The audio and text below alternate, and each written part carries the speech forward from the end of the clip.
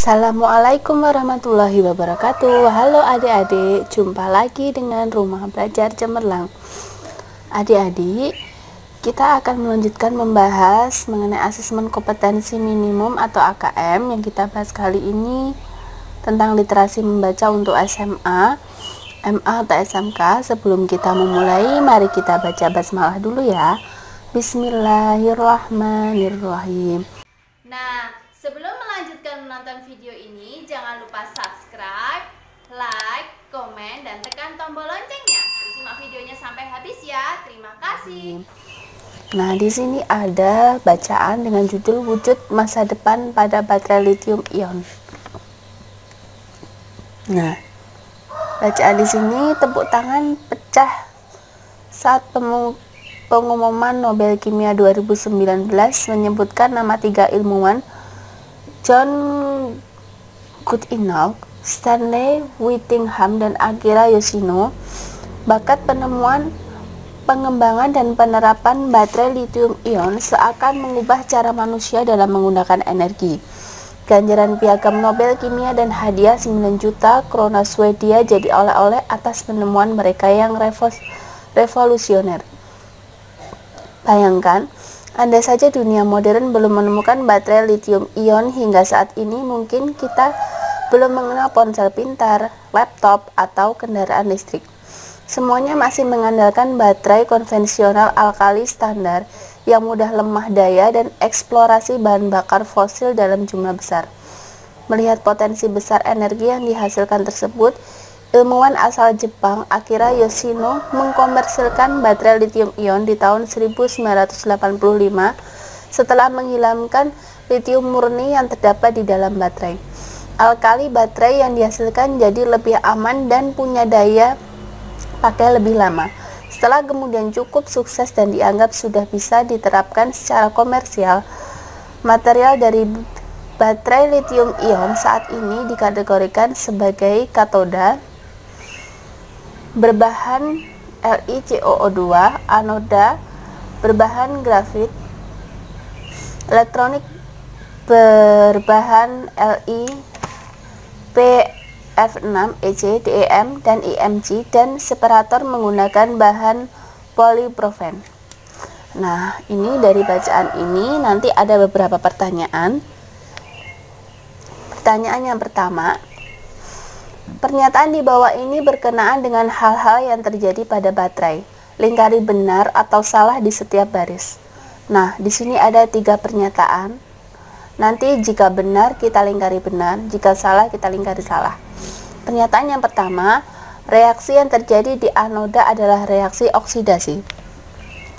Nah, jawabannya benar. Buktinya apa? Nah, dari bacaan tadi, buktinya reaksi pada anoda terjadi. Reaksi ion-ion negatif akan ditarik oleh anoda. Reaksi yang terjadi pada anoda sangat dipengaruhi oleh jenis anion dan jenis elektroda yang digunakan. Sekarang pernyataan yang kedua, pada baterai alkali MnO2 mengalami oksidasi. Benar atau salah? Ternyata salah. Buktinya apa?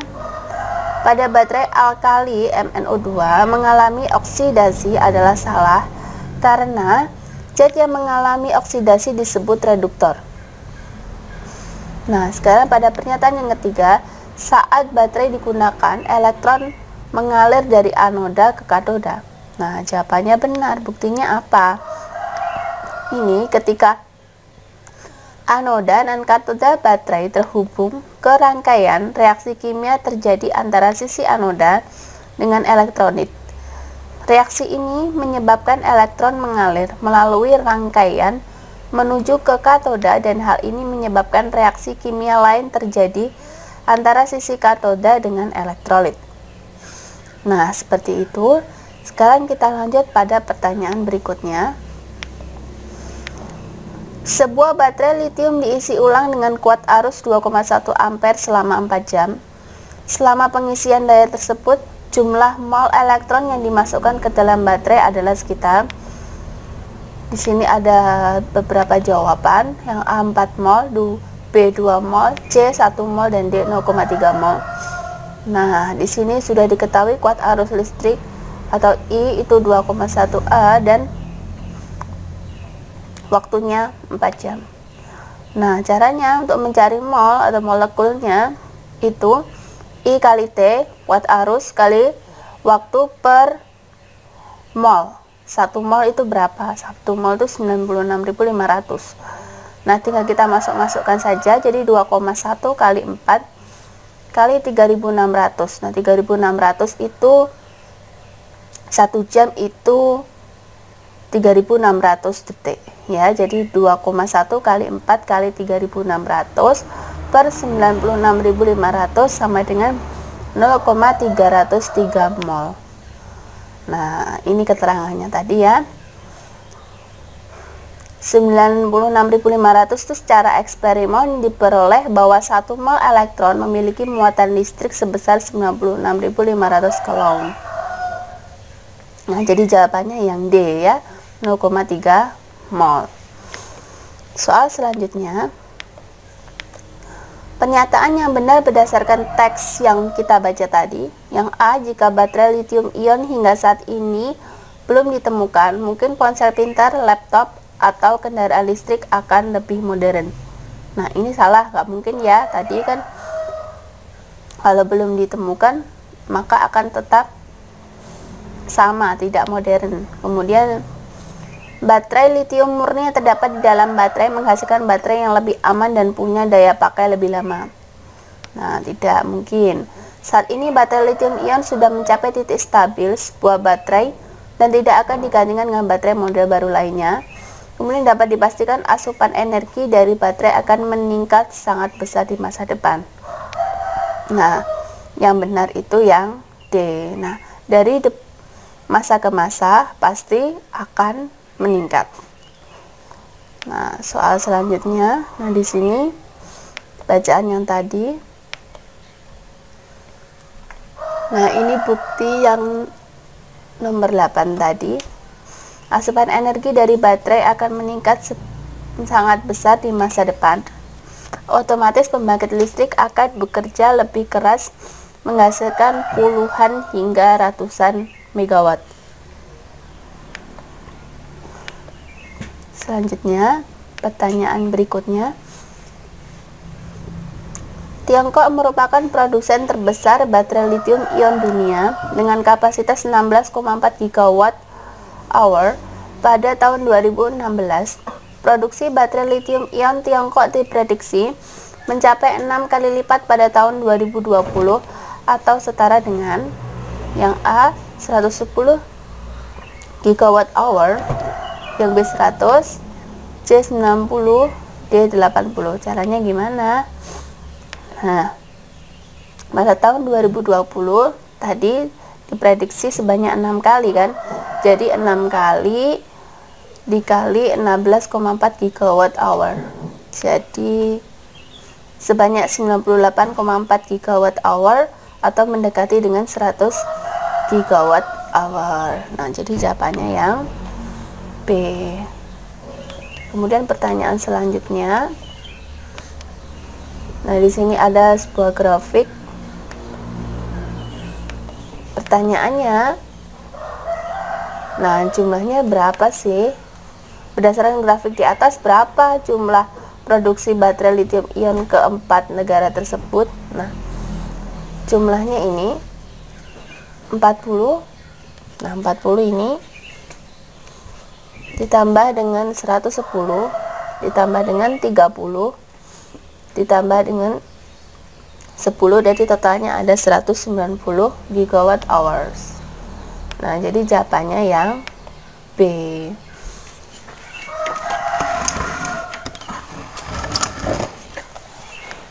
Kemudian pertanyaan selanjutnya, di sini ada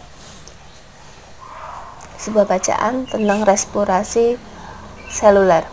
Pernahkah Anda berpikir bagaimana sepiring nasi yang kita makan dapat menghasilkan energi untuk semua aktivitas tubuh?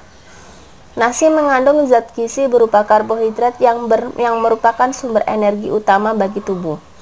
Setelah karbohidrat melalui proses pencernaan sehingga menjadi glukosa, maka glukosa dikirim ke setiap sel tubuh. Di dalam sel dengan bantuan enzim, glukosa akan dirompak menjadi energi melalui proses yang disebut respirasi seluler. Proses respirasi seluler dapat dirangkum sebagai berikut. Nah, seperti ini prosesnya. Nah, reaksi di atas terlihat sederhana, namun untuk menghasilkan energi dari glukosa ternyata harus melewati tahapan reaksi, yaitu glikolisis, dekarboksilasi, oksidasi, siklus Krebs, dan transport elektron. Nah, di sini pertanyaan, respirasi sel berlangsung melalui urutan proses. Nah, yang A, glikolisis, dekarboksilasi, oksidasi, siklus Krebs, transport elektron. Yang B, C, D, seperti ini. Nah, jawabannya sesuai yang bacaan ternyata yang A. Nah, ini buktinya. Yang kita baca yang tadi. Sekarang selanjutnya.